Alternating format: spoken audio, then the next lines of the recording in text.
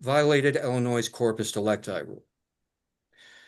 Mr. Hancock, who suffered a traumatic brain injury as a child and was mentally impaired, was charged by the state with two crimes. It alleged that he touched the then 8-year-old BH's sex organ and touched her breasts. Only the conviction on the former charge is at issue in this appeal. At trial, BH testified that Hancock did not touch her sex organ in Illinois, saying that he had only touched her crotch over clothes at some point while they were living in Terre Haute, Indiana, prior to moving to Rockford, Illinois, and thus outside of Illinois' criminal jurisdiction. The only evidence that anyone touched BH's sex organ in Illinois was an out-of-court statement from Hancock, solicited by police, that he had touched her vagina both over and under clothes on 3 separate occasions in different rooms in the house in Rockford after they moved to Illinois. This is not sufficient to satisfy the corpus delicti rule. But is there not, excuse me, why is it not? We have People versus Lara. There's corroborating evidence in terms of what happened in terms of the circumstances surrounding the event.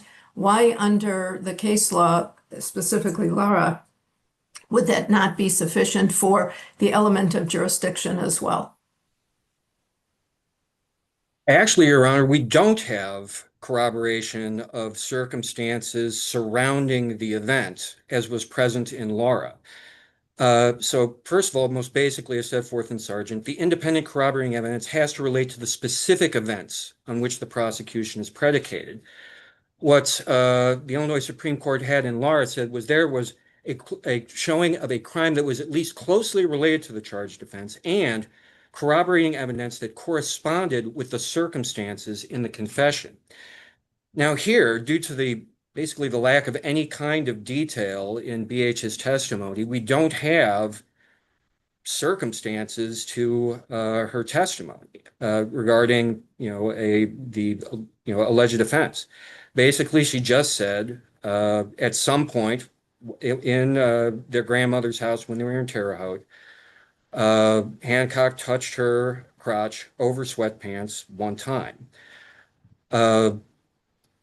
Those details, there's no match to Hancock's confession in this case, where there's testimony about, 3 separate occasions, 3 different rooms, lots of detail, but none of which is reproduced in BH's testimony. If you compare that to the specific circumstances in Lara, you had tons of details in both the defendant's statement and the complaining witness's testimony that left a reasonable fact finder able to say, these two people are talking about the same event. More specifically, what they had in Lara was the 8-year-old J.O. saying that on 2 occasions, the defendant, who was her babysitter's son, touched her outside her privates while on the floor, while she was lying on the floor next to his bed. The defendant basically did the same deal, says it's the same location, again, 2 occasions, again, bedroom, bed and floor. The only thing he differed about was whether or not there was intrusion of his fingers inside private parts. Laura, in that case, says, it's clear that they're describing basically the same event. There's just one detail that's different, and it's to be expected that, a young victim, such as J.O. in that case, who was 8 years old, might not be able to tell the difference, and specifically corroborate the difference between touching on the outside of the vagina and actual intrusion into the vagina. In this case, there's none of that sort of corroboration, either in terms of number of times it happened, details about a room where it happened, the nature of the contact. The police solicited details about what happened before, some of the alleged contacts, saying that they were discussing the TV show Law and Order. That doesn't show up in her testimony. A person would not normally just sort of intuitively regard these two people as being talking about the same incident at all. If I can interrupt for a second, but didn't the court in Lara say corroboration is sufficient to satisfy the corpus delicti rule if the evidence or reasonable inferences based on it tends to support the commission of a crime that is at least closely related to the charged offense. How is not the touching related to count one, the predatory criminal sexual assault act? It would seem to me that Yeah, the inference is there and it's certainly closely related.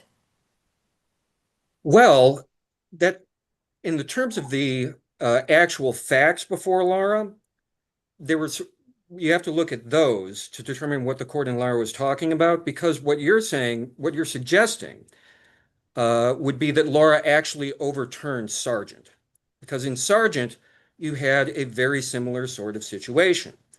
A you know a victim who says the defendant committed some sorts of sex crimes against them, a defendant who in a out-of-court statement says that he committed those but also committed additional sex crimes against them. That's not closely related enough, assuming that there was no significant change in the law between Sargent and Laura. In this case, we have a similar situation where there aren't sufficient similarities between this sort of general assault that BH is talking about, which occurs, that he specifically says occurs in Terre Haute, which he testifies does not occur in Illinois, to be able to say that her testimony to the effect that this charged offense did not occur corroborates Mr. Hancock's statement that it did several times in Illinois.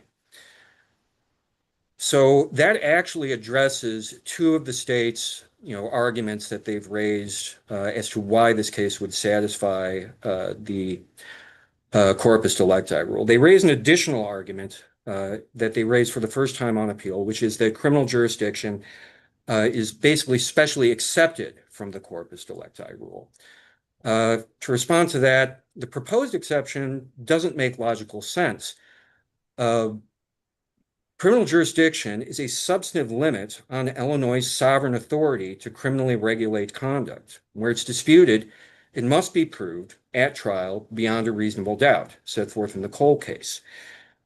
Illinois law divides proof necessary for a conviction into the corpus delicti, proving that a crime occurred, and proof that the defendant was the one that committed it. Criminal jurisdiction clearly isn't part of this part. It's part of the other part, corpus delicti. To argue for its exception, the state cites a number of cases, most of which, as described in the briefing, actually address venue. It is not surprising that venue and the corpus delicti rule don't overlap, because venue is not a substantive limit on Illinois' sovereign authority to criminally regulate conduct. It is a procedural right that a defendant can forfeit by not bringing it up prior to trial, and it does not have to be proved at trial, let alone beyond a reasonable doubt. If this court wants, I could be happy to discuss any of the particular cases cited by the state. Some attention is probably warranted specifically to Strzok from 1932, given that's an Illinois Supreme Court decision. In that case, evidence showed, and basically the defendant agreed in terms of location, that there was some sort of interaction between the defendant and the alleged victims regarding a possible burglary at 7956 South Chicago Avenue on April 17th, 1927.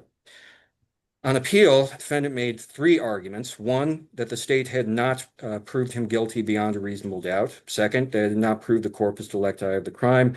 And third, that it had not proved venue. The Illinois Supreme Court rejected the first two claims, saying that proof had been made beyond a reasonable doubt and that the corpus delicti was satisfied, but reversed for failure to prove venue. The language that the state... In Strzok, I mean, weren't there comments on corpus delicti and Strzok regarding jurisdiction dicta? I don't recall. I mean, you may have read it more recently than I, but I read it as their comments regarding corpus delicti and related to jurisdiction was dicta. I mean, it might be dictum. I mean, even if dictum, it's not stating that jurisdiction is not part of corpus delicti. It's addressing venue. The language that the state is relying on is Quote, to establish or prove the corpus delicti, it is not necessary to prove that the crime charge was committed in the county and state of Illinois as charged in the indictment. That's the language that is conventionally used to convey a venue allegation, which is still required in modern day indictments. Notably, the court rejected a challenge to proof beyond a reasonable doubt. And at least under modern Illinois law, you have to prove jurisdiction beyond a reasonable doubt. So, I mean, it's very difficult to draw any sort of lasting or modern implication from the case precisely because of the very weird standards the court in that case applied to showing where an event occurred. But here, there's an actual dispute between witnesses and their statements as to what happened and where. There's no confusion about where Rockford is, where Terre Haute is. There is a disagreement between BH's testimony and Hancock's statement regarding what occurred and what occurred in both of those locations. The only evidence at trial stating that anybody touched BH's sex organ in Illinois was Hancock's statement, and BH specifically testified he did not touch her sex organ in Illinois.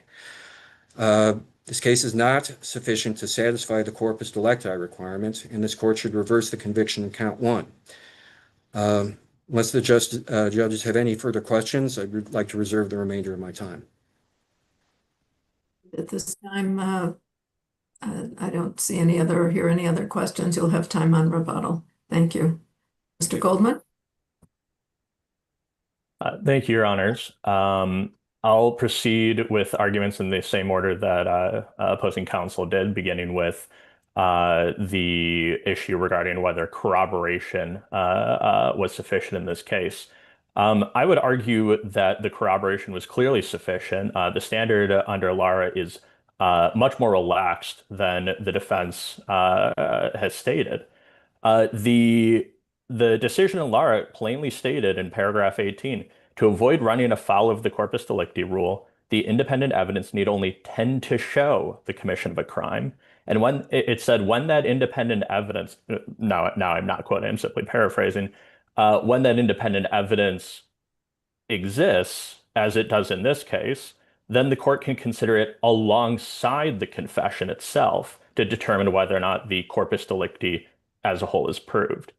So even if this court takes for the sake of argument that jurisdiction is a part of the corpus delicti, the fact that every other piece of the essential elements of this case has been corroborated by the statement of the victim and certainly by other circumstantial evidence in this case. These things then taken together with the confession of the defendant is enough to show corpus delicti. And this is not a case where, essentially there's no body, no crime. This is a situation where it is clear, everybody agrees that an attack happened, that this child was sexually abused. The only dispute is to where. When all of these other elements are corroborated, except for the location, that is sufficient under the law rule to establish corpus delicti. How do you respond to opposing counsel's argument? In essence, aren't the facts in Lara distinguishable, as he was arguing, than the facts here? And perhaps Mr. Wimmer read the case a little differently than I did, but he believes that the conviction was overturned based on that point. How do you respond to that? The conviction in Lara? And Lara, right. The facts were different and it's distinguishable, and the conviction was overturned in Lara as it should be here. Well, Your Honor, I would argue that the principles set forth in Lara are what this court should rely upon. Obviously, every case is going to have different facts.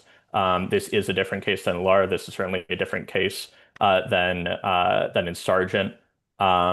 But I would argue that the principles that were set forth in those cases are what establish that here this court should find that corpus delicti was proved, that there was sufficient evidence for this court to conclude that there was a corpus delicti. I would argue that this court can be guided by the fundamental principles of what corpus delicti is meant to avoid. Nobody wants somebody, even somebody like the defendant in this case, to simply walk into the police station, confess to a crime that never occurred, and simply on the strength of their confession, be convicted. However, that's not what happened here. This is a situation in which there's plenty of corroborating evidence as to the vast majority of the elements in this case. The only dispute is regarding one element, which would be that location. Under those circumstances, the principles that Laura articulates that I want to get the language exactly right here. I'm going to quote momentarily. Uh, they they said, excuse me,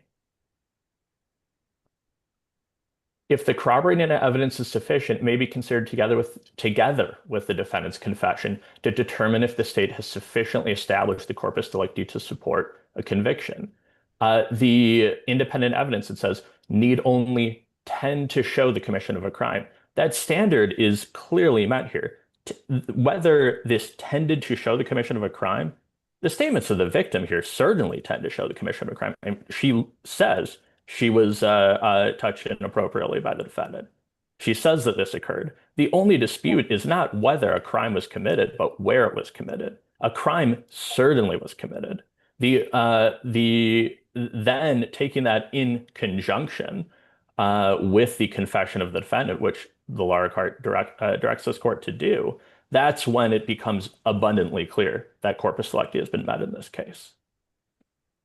Counsel, is there a minimum amount of corroboration that's required for the court to find that the corpus delicti has been met? Yes, Your Honor. That would be the standard that the lower court suggests, where it says the independent evidence need only tend to show the commission of a crime. That tend to show, it is a low standard, but it is a standard. Obviously, if the evidence did not even tend to show the commission of a crime, then the corroboration would be insufficient, and this court would rightly reject it. And then just a follow-up, is there any evidence in this record that tend to show that this offense occurred in Illinois? The independent evidence, there is not. But the lower court is very clear that it doesn't need to corroborate each individual element. And so once you decide that there is corroborating evidence on the elements such that it tends to show the commission of a crime, the fact that one of those elements is lacking, then the confession can then come in and fill in the gaps, as the lower court has stated. It can then be considered alongside the defendant's confession. Obviously, if all of the independent evidence alone established each of the elements of the offense, there would be no use of this discussion. There would be no need to ever take the defendant's confession account. The lower court would have simply said, never consider the defendant's confession, simply look to the independent corroborating evidence and decide based upon that alone whether or not each of the elements can be met. And if it does find that there's corpus delicti, if it does not find that there's no corpus delicti, the only reason that the confession could be relevant in deciding whether or not a corpus delicti has been shown is if it can be used to essentially fill in some of these gaps in the corroborating evidence. What about any weight of the fact finder, of the jury in this case, and reconciling that with Laura? I mean, do we have to give any weight to the jury and their perception of the witnesses and evidence that they heard at trial? I think that that's a tricky question under these circumstances. Normally, I think everyone's gut reaction is the jury's opinion should carry a great deal of weight. They heard the evidence. I think that that's more relevant when considering the sufficiency of the evidence. In a weird way, this is a even lower standard, and so the fact that the jury found it convincing, certainly that's helpful. But this is not a situation in which this court should, I don't, for example, where a credibility determination might be at issue, right? This is a situation in which essentially you're looking at the bare minimum facts. Is there enough to decide that there's corpus delicti? That's a much, much lower standard. I think the Illinois courts have repeatedly said that this is a much lower standard than beyond a reasonable doubt. And so, while certainly I think the fact that the jury obviously found the victim credible in this case, found each of the elements beyond a reasonable doubt, based upon the different standards that were being applied, I think the usefulness of that is a little bit more limited than when you're applying essentially the same standard as you would in a beyond a reasonable doubt analysis. Does that answer your question? Yes, thank you. Thank you. If there are no further questions on that issue, I will turn to the first point that I raised in my response brief, and the second one that was addressed here in oral argument. I would argue that the Strick case, although it is an old case, it quite plainly stated that the location of the offense is simply not a part of the corpus delicti, and the principles behind corpus delicti, as I stated previously, align quite well with this analysis. Courts, when they're looking at corpus delicti itself, should not be overly concerned about location. The question is, did a crime occur? If a crime occurred, the worry that a person's going to walk into the police station and confess, but simply get dates or times or locations wrong. These are all matters that certainly should be still proven. These are things on which evidence should still exist. But the concern that a person would be convicted for that alone is substantially lower. What corpus delicti is concerned about. Excuse me. I mean, this is beyond a policy issue or consideration. It's an element of an offense, is it not? I mean, that's an obligation of the state to prove this. Correct. And there are elements of the offenses that are still not a part of corpus delicti. Obviously, for example, as counsel stated, the identity of the defendant is a crucial element. Nobody would ever dispute that the identity is not an important part of the proof.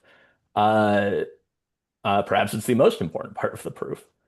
The problem, though, is that it's not a part of corpus delicti. And when you're looking at the specifics of corpus delicti, it's not simply enough to say, well, this is something that the state must prove at trial, or this is a procedural hurdle that they must meet.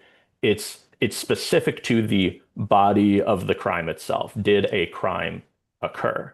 And the question of did a crime occur, and did a crime occur in the manner in which we want them to prove ultimately at trial, is actually different. There are things that they have to prove at trial that are not simply the question of did a crime itself occur. And so for that reason, think that these things that are, while they are certainly necessary, and I'm never going to argue to you that jurisdiction is not important, it's not a part of corpus delicti. And that's why you can rely on the confession of the defendant in determining that sort of thing is proven, instead of simply looking to the corpus delicti rule and having to go to these outside sources.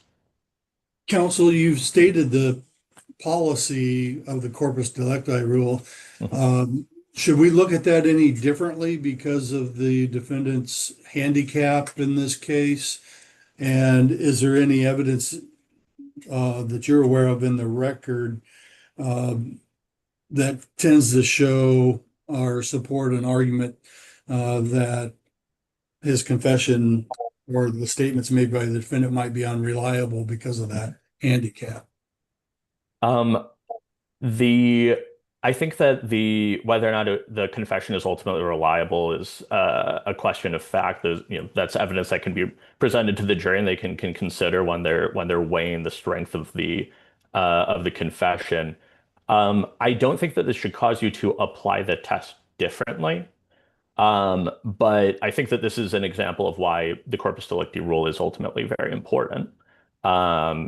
Fundamentally, though, whether or not the body of the crime exists, whether or not a crime occurred, that is a question that will be answered the same in every case. That's not specific to a particular defendant and their capabilities. But I certainly would understand, and I agree that this is a case where that serves as an example of why the corpus delicti rule does exist. If this were a situation in which the only evidence that the state had was the confession of the defendant, period, there was no other evidence, then this would be that situation where you should say, well, we have a defendant who does have some mental impairment. There's no extraneous evidence to corroborate this. This raises big red flags. So I certainly agree with that. However, the rule should be applied in the same manner. But Your Honors, after the strict decision, I do think it's important to note the defendant does not cite a single case in which any court, not just here, but anywhere, has ever concluded that jurisdiction is a part of corpus delicti, and certainly does not cite any case in which any court has ever decided that a corpus delicti violation occurred due to lack of proof of jurisdiction. We just celebrated the country's 250th birthday. The notion that this would be something that would come up for the first time now, and this court should be the first to say that this is that corpus delicti encompasses jurisdiction. This is an essential part of corpus delicti. Counsel, do we have a case that says definitively that it's not? I mean, this was dicta and struck. So what case says definitively that it's not? Well, Your Honor, I certainly agree that Strzok was ultimately decided on other grounds. You're correct; it's dicta. I would argue that it should be persuasive to this court. I also cited other persuasive cases which concluded similarly. But ultimately, it's the defense is the one who is making this argument. The fact that they could not find a single case which has ever came to the same conclusion as they are now asking this court to come to. And yet the state has found several cases, as Your Honor noted, the one from Illinois, it is dicta, although I'd argue it's persuasive. But there are other courts which have come to the conclusion that we are arguing this court should come to, which is that it is not a part of corpus delicti. I would argue that should say something to this court, that essentially the defendant is asking this court to go out on a limb and create a new part of corpus delicti this is not a rule that was invented by the legislature a decade ago. This is something that's been around since before this country existed. If this were a part of corpus delicti, surely the first time that somebody were to raise this argument successfully would not be now. The fact that it has never been considered a part of corpus delicti by any court, I would argue, should be a persuasive reason for this court to not extend it in this case. For all of these reasons, Your Honors, unless there are any further questions, which I would be happy to answer. If there are no further questions, I would simply rest upon the strength of my brief, ask that this court affirm the trial court. And thank you very much. Thank you. Mr. Wimmer, your rebuttal. Yes, two quick points, Your Honor. First, the tend to establish that a crime occurred language in Lara requires more than just tending to establish that some sort of crime occurred, whether or not it was the particular crime being described by the defendant. You don't have to specifically corroborate every element of the offense. That's very clear from Lara. But that's not the same thing as saying the state gets one free element of the offense to prove solely by the defendant's confession. In Slaughter, the complaining witnesses testified to scores of crimes done by the defendant. And so clearly tending to establish that additional crimes occurred in addition to just the ones on which convictions were eventually affirmed. But you don't get to hot switch out the type of physical contact that the defendant confessed to and just sort of plug it in to a different allegation. You need to have something tending to specifically corroborate the specific events on which the prosecution is predicated. That's the language in Sargent. And it's echoed by the language in Lara saying that it has to correspond with the circumstances cited in the confession.